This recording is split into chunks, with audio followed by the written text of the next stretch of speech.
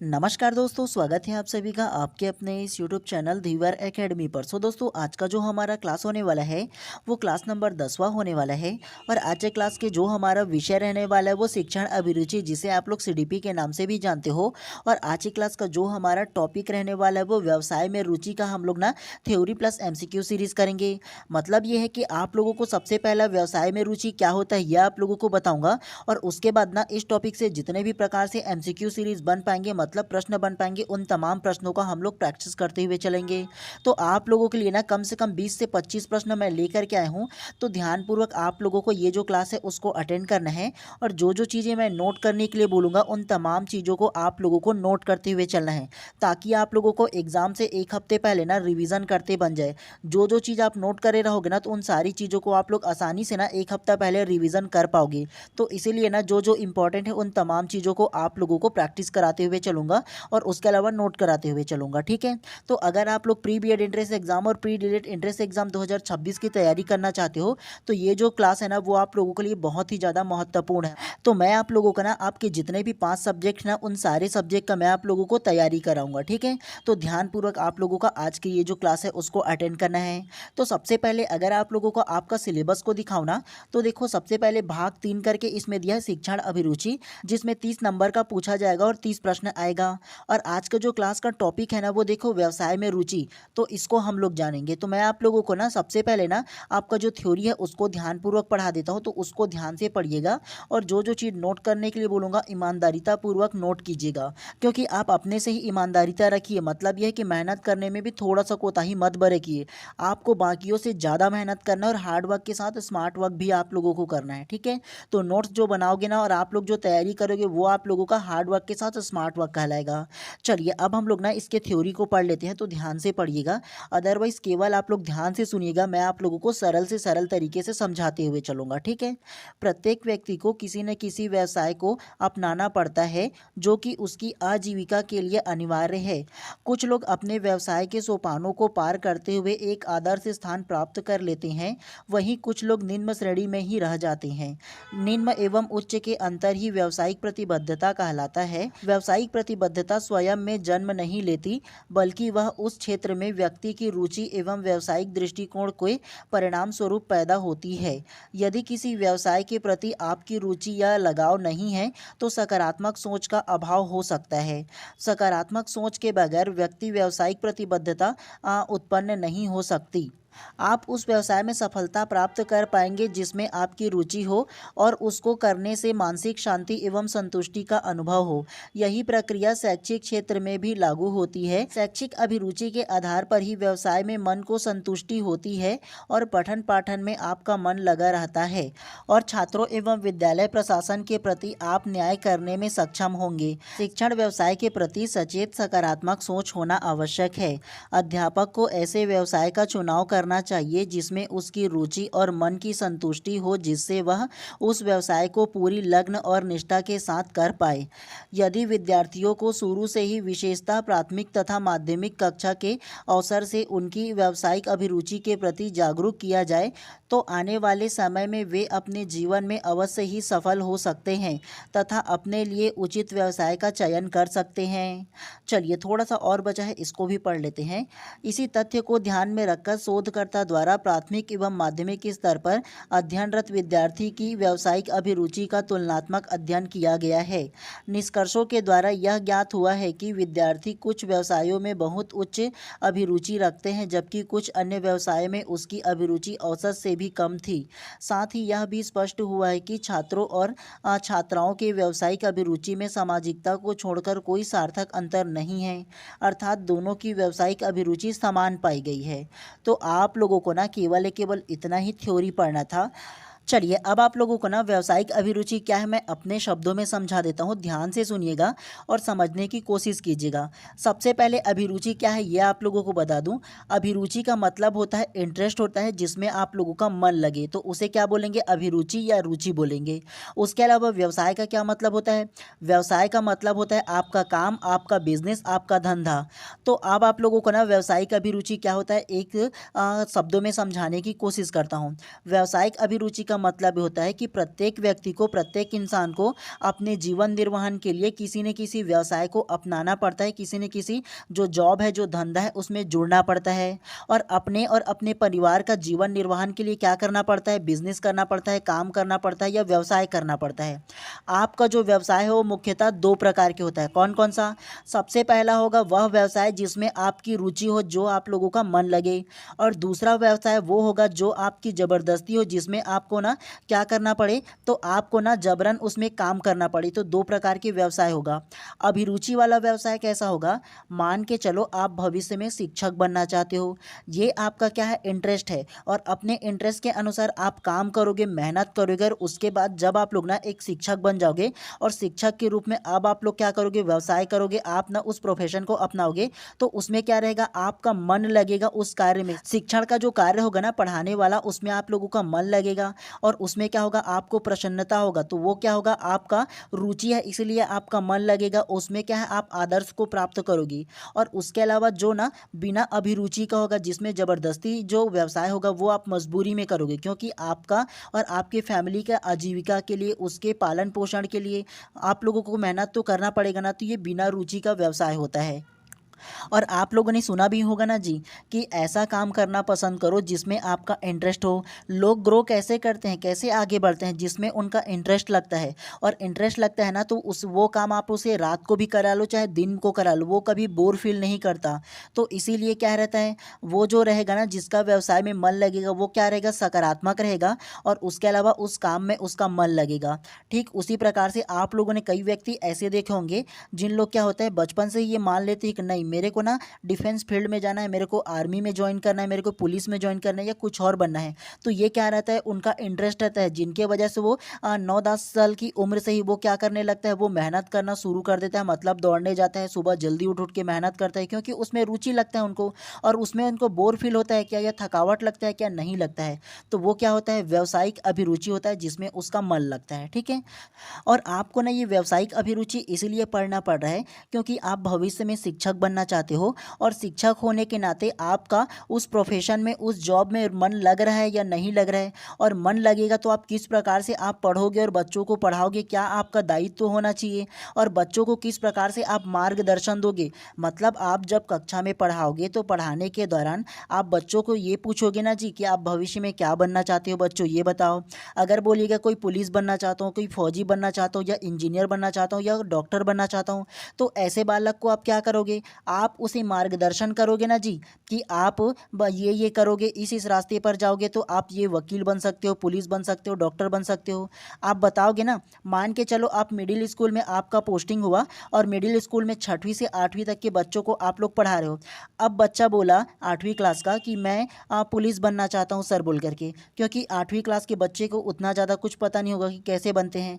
तो आप एक शिक्षक होने के नाते उसको समझाओगे ना, कि आप अभी 8वीं में पढ़ रहे हो, तो अभी से सुबह बढ़िया जल्दी उठो और थोड़ा सा दौड़ने जाओ, मॉर्निंग वॉक पे जाओ, और टाइमिंग वाइमिंग सारा चीज़ देखो, और क्या क्या उसका जो लगता है वो सारा चीज़ आप बताओगे, कि 10वीं के बाद 12वीं के बाद आप इस एग्ज़ाम को दिलाओ, उस एग्ज़ाम के दिलाओ, बताओगे ना।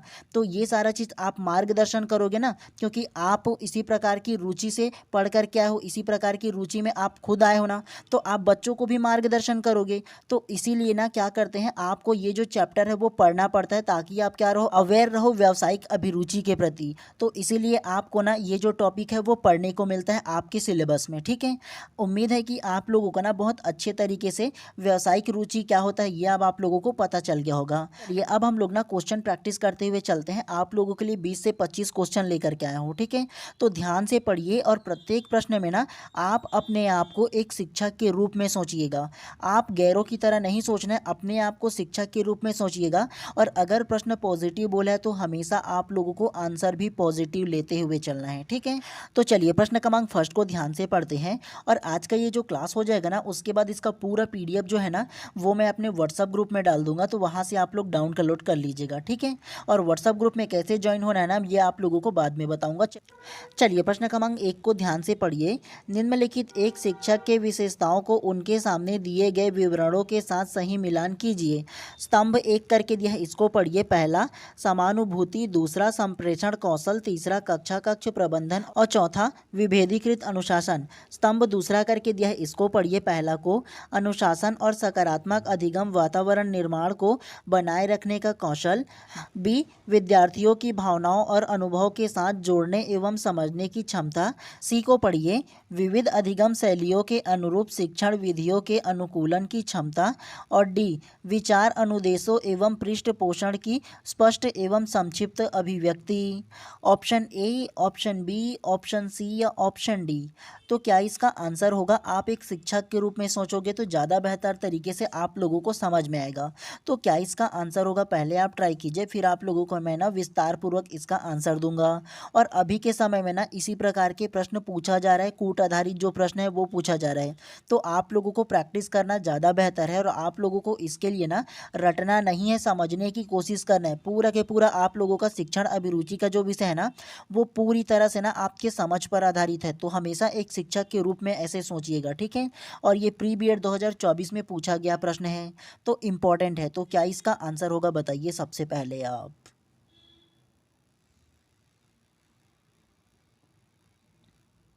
तो प्रश्न क्रमांक 1 का जो करेक्ट आंसर होगा ना वो ऑप्शन नंबर बी जो है इसमें करेक्ट हो जाएगा। कैसे?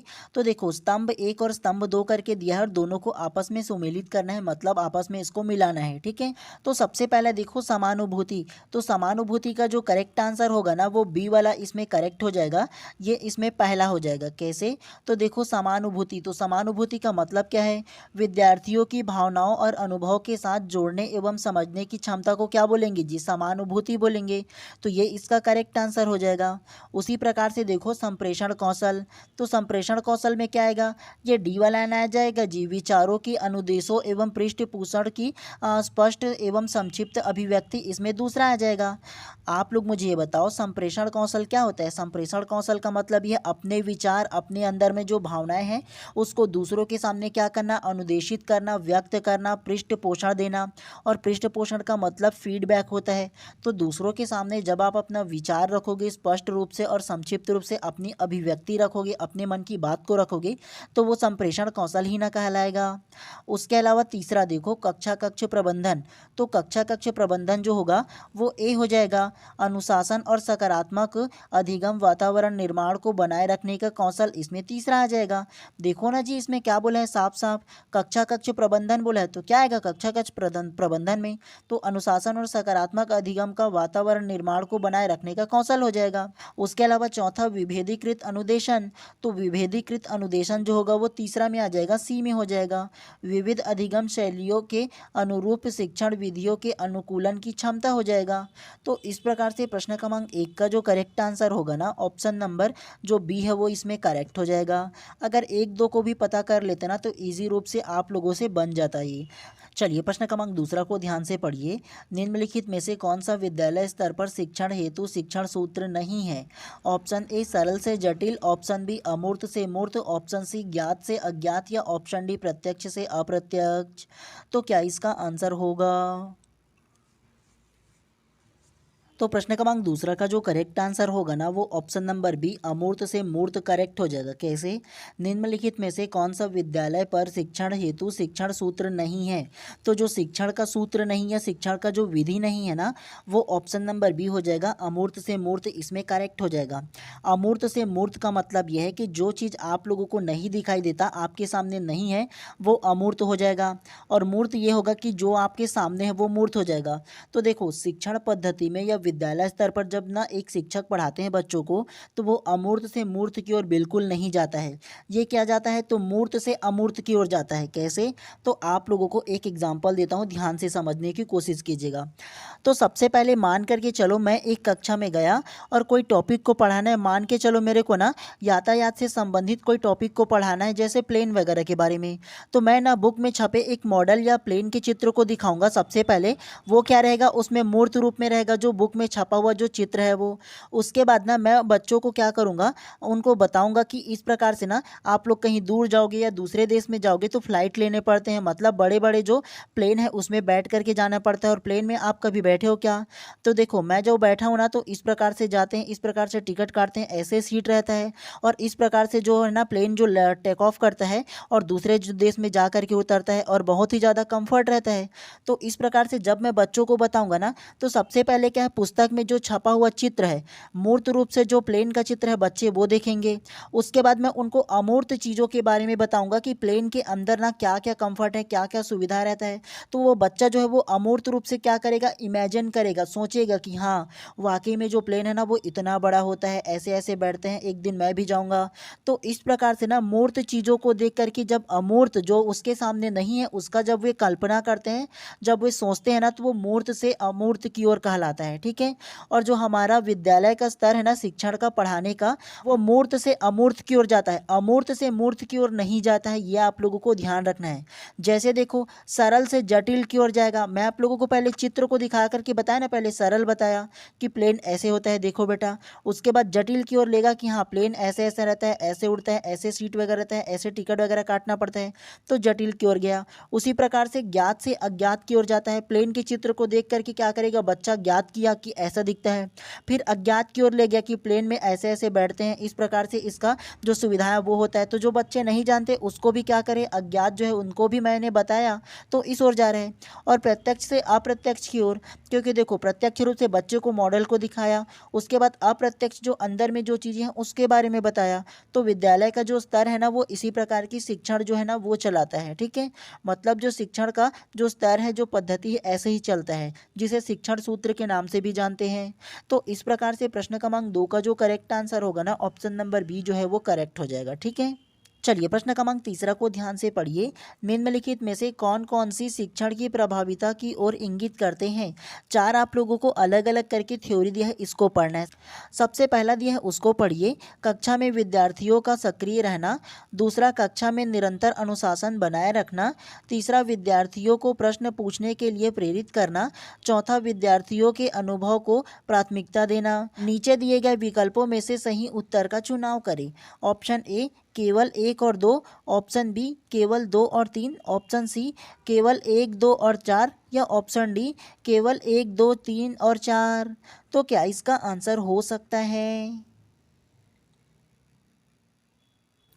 तो प्रश्न क्रमांक 3 का जो करेक्ट आंसर होगा ना वो ऑप्शन नंबर सी केवल 1, 3 और 4 जो है वो करेक्ट हो जाएगा। कैसे? निम्नलिखित में से कौन कौन शिक्षण की प्रभाविता को इंगित करती है? मतलब ना शिक्षण की प्रभाविता को कौन कौन बताता है ये बताना था।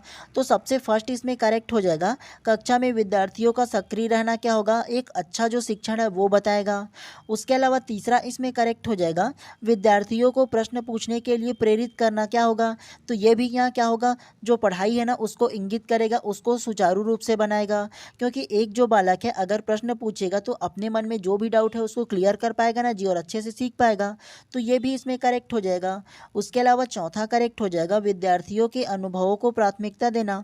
मान के चलो जो भी टॉपिक आप पढ़ा रहे हो उस टॉपिक पर अगर बच्चा कुछ जानता है तो उसके अनुभव को क्या करोगे, प्राथमिकता दोगे, उनको बोलने का मौका दोगे। तो ये भी इसमें करेक्ट हो जाएगा। और दूसरा क्यों गलत होगा, क्यों नहीं लिएगा ये जान लो। कक्षा में निरंतर अनुशासन बनाए रखना। तो आप लोग मुझे ये बताओ, एक शिक्षक के रूप में क्या आप बार बार अनुशासन बनाए रखोगे क्या, एकदम स्ट्रिक्ट रहोगे क्या कि किसी बच्चे को प्रश्न नहीं पूछने देंगे, ज़्यादा बदमाशियां नहीं करने चाहिए बोल करके ऐसा स्ट्रिक्टनेस रखोगे क्या? नहीं रखोगे ना। ये क्या है, निगेटिविटी को दर्शाता है अधिकतम जो अनुशासन है वो। ठीक है। जब तक बच्चा थोड़ा फ्री नहीं रहेगा, थोड़ा स्वतंत्र नहीं रहेगा, थोड़ा बहुत शरारतें नहीं करेगा तो कैसे सीख पाएगा जी हैं। तब तो आप उसके बचपन को ही छीन लोगे, एकदम अनुशासन बनाए रखोगे तो इसीलिए क्या है, दूसरा इसमें नहीं आएगा। एक शिक्षक के रूप में सोचिएगा आप लोग। ठीक है। तो इस प्रकार से प्रश्न क्रमांक 3 का जो करेक्ट आंसर होगा ना, ऑप्शन नंबर सी जो है इसमें करेक्ट हो जाएगा। आप लोगों को मैं हमेशा बोलता हूँ ना कि अगर प्रश्न पॉजिटिव है तो आंसर भी आप लोगों को पॉजिटिव लेना है। देखो केवल, नहीं, इस प्रकार के जो वर्ड होगा ना वो सारे के सारे क्या होगा, वो सारे के सारे निगेटिव को दर्शाएगा। और खासतौर से इसमें जो अनुशासन वाला जो बात करेगा ना वो भी निगेटिविटी को दर्शाता है। तो इसीलिए ऐसे प्रश्नों का देख के चयन किया कीजिए, ठीक है। चलिए प्रश्न क्रमांक चौथा को आप ध्यान से पढ़िए। गणित के एक शिक्षक को गणित प्रारंभ कक्षा के शिक्षण की शुरुआत कहाँ से करनी चाहिए? ऑप्शन ए अंकों से, ऑप्शन बी अमूर्त अवधारणाओं से, ऑप्शन सी बच्चों के अनुभव से या ऑप्शन डी सक्रियताओं से। तो प्रश्न क्रमांक 4 का जो करेक्ट आंसर होगा ना वो ऑप्शन नंबर सी जो है वो करेक्ट हो जाएगा, बच्चों के अनुभव से करेक्ट हो जाएगा। कैसे? गणित के एक शिक्षक को गणित प्रारंभ कक्षा के शिक्षक के रूप में कहाँ से करनी चाहिए? तो मान के चलो आप एक गणित के शिक्षक हो और गणित शिक्षक होने के नाते आप किसी कक्षा में गए, मान के चलो आप 5वीं कक्षा में गए और जब प्रारंभ कर रहे हो ना गणित को पढ़ाने के लिए, तो कैसे प्रारंभ करोगे? सबसे पहले कक्षा 5वीं में जितने भी बालक है उसके गणित के नॉलेज को सबसे पहले आप चेक करोगे ना जी, कि उसका अनुभव कहाँ तक की है, वो क्या क्या जानते हैं। शुरुआती में जोड़ घटाव गुणा भाग से शुरू करते हैं सभी लोग, और कक्षा 5वीं है तो बच्चों के अनुभव क्या क्या है आप लोग ये सबसे पहले परखोगे ना, जानोगे ना, और उसके अनुभव के आधार पर वे क्या जानते हैं उसके आधार पर फिर आप पढ़ाना स्टार्ट करोगे, है ना। तो इस प्रकार से प्रश्न क्रमांक 4 का जो करेक्ट आंसर है ना ऑप्शन नंबर सी जो है इसमें करेक्ट हो जाएगा। चलिए नेक्स्ट प्रश्न को पढ़ते हुए चलते हैं। इस प्रकार के प्रश्न में ना केवल आप लोगों को ध्यान से पढ़ने होते हैं, किसी भी प्रकार से आप लोगों को अलग से एडिशनल रटने वगैरह की जरूरत नहीं पड़ेगा ऐसे में, ठीक है। चलिए प्रश्न क्रमांक 5वां को पढ़िए। समावेशी शिक्षा का मूल सिद्धांत है?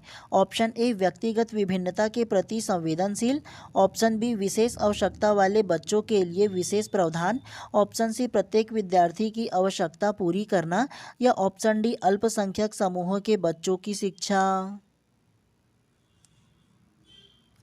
तो प्रश्न क्रमांक 5 का जो करेक्ट आंसर होगा ना वो ऑप्शन नंबर ए जो है इसमें करेक्ट हो जाएगा, व्यक्तिगत विभिन्नता के प्रति संवेदनशील करेक्ट हो जाएगा। कैसे?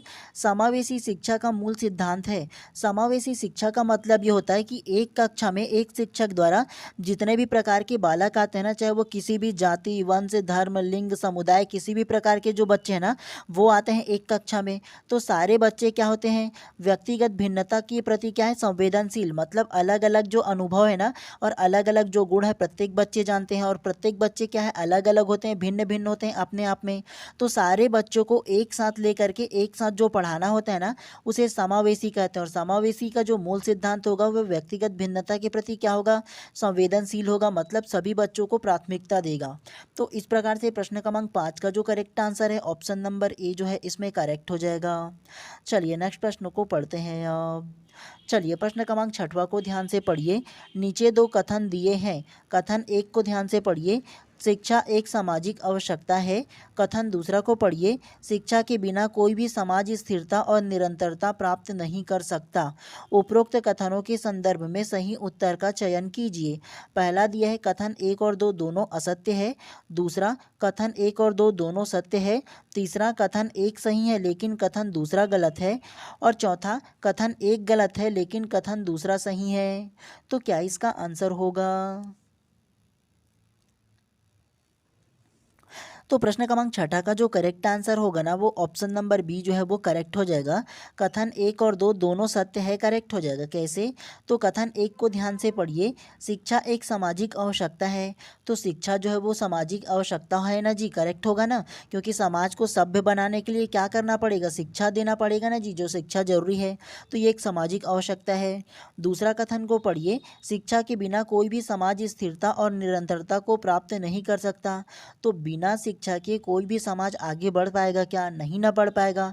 तो शिक्षा क्या होगा? तो शिक्षा जो है वो स्थिरता और निरंतरता को क्या है? प्राप्ति के लिए आवश्यक है, और इसके बिना क्या होगा? इसके बिना जो है ना वो कोई भी विकास को प्राप्त नहीं कर सकता। तो जो दोनों कथन है ना वो करेक्ट हो जाएगा इसमें, ठीक है। चलिए नेक्स्ट प्रश्न को पढ़ते हुए चलते हैं अब। चलिए प्रश्न क्रमांक 7वां को ध्यान से पढ़िए। इनमें से कौन से कथन कक्षा में आयोजित गतिविधि के संबंध में गलत है? तो आप लोगों को ना 4 प्रकार के कथन दिए, चारों को पढ़ना और गलत जो होगा उसको बताना है। पहला रट कर सीखना। दूसरा गतिविधि में चुनौती का तत्व होना चाहिए। तीसरा गतिविधि समूह में ही की जाती है, अकेले नहीं। और चौथा कोई खेल भी गतिविधि हो सकता है। नीचे दिए गए विकल्पों में से सही विकल्प का चुनाव करें। ऑप्शन ए 1 और 3, ऑप्शन बी 1 और 2, ऑप्शन सी 1 और 4, या ऑप्शन डी 3 और 4। तो प्रश्न क्रमांक 7वां का जो करेक्ट आंसर होगा ना वो ऑप्शन नंबर सी 1 और 3 करेक्ट हो जाएगा। कैसे? इनमें से कौन सा कथन कक्षा में आयोजित गतिविधि के संबंध में गलत है? बोला है जी गलत। तो गलत कौन होगा? पहला हो जाएगा रट कर सीखना। तो जब बालक रट करके सीखेगा तो आपके शिक्षक होने का कोई मतलब होगा क्या? जब आप उसे रटा रहे हो तो आप जब अच्छे से उसे समझा नहीं पाओगे तो आपके शिक्षक बनने का कोई मतलब होगा क्या जी? नहीं ना होगा। तो ये निगेटिविटी को दर्शाता है, तो ये इसमें गलत हो जाएगा। उसके अलावा तीसरा गलत हो जाएगा, गतिविधि समूह में ही की जाती है, अकेले नहीं। तो आप लोग मुझे ये बताओ कि गतिविधि केवल क्या समूह में ही होता है, अकेले नहीं हो सकते हैं क्या? सिंगल अलग अलग करके गतिविधि नहीं हो पाएगा क्या?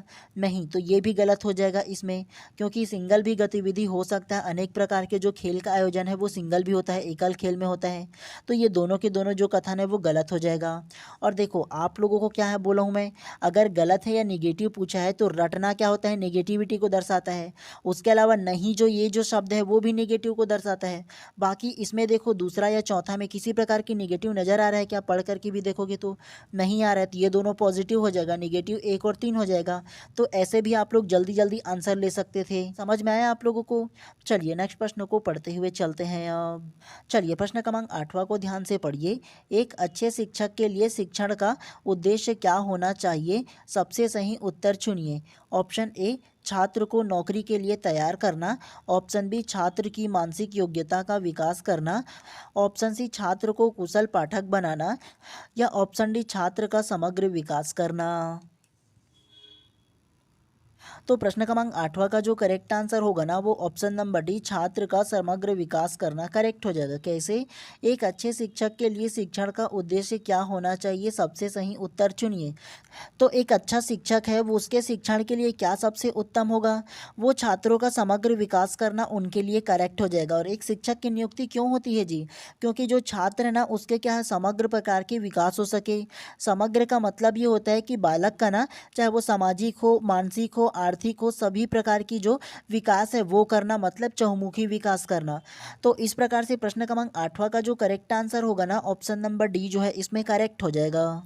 चलिए प्रश्न क्रमांक 9वां को ध्यान से पढ़िए। आप एक अच्छा शिक्षक किसे मानेंगे? ऑप्शन ए जो छात्रों को अधिक अंक देता है, ऑप्शन बी जो छात्रों को गृह कार्य देता है, ऑप्शन सी जो छात्रों की प्रगति के प्रति सजग रहता है, या ऑप्शन डी जो छात्र को कठोर अनुशासन में रखता है।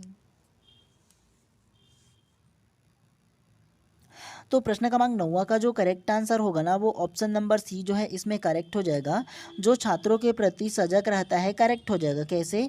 आप एक अच्छा शिक्षक किसे मानेंगे? तो अच्छा शिक्षक उसे ना मानेंगे जो छात्र के प्रति सजग रहे, उसके किस प्रकार की रुचि है, उसका चहुमुखी विकास पर ध्यान दे। तो इस प्रकार के शिक्षक को अच्छा शिक्षक या आदर्श शिक्षक मानोगे ना जी? तो इस प्रकार से प्रश्न क्रमांक 9 का जो करेक्ट आंसर है ऑप्शन नंबर सी जो है इसमें करेक्ट हो जाएगा। चलिए प्रश्न क्रमांक 10वां को ध्यान से पढ़िए।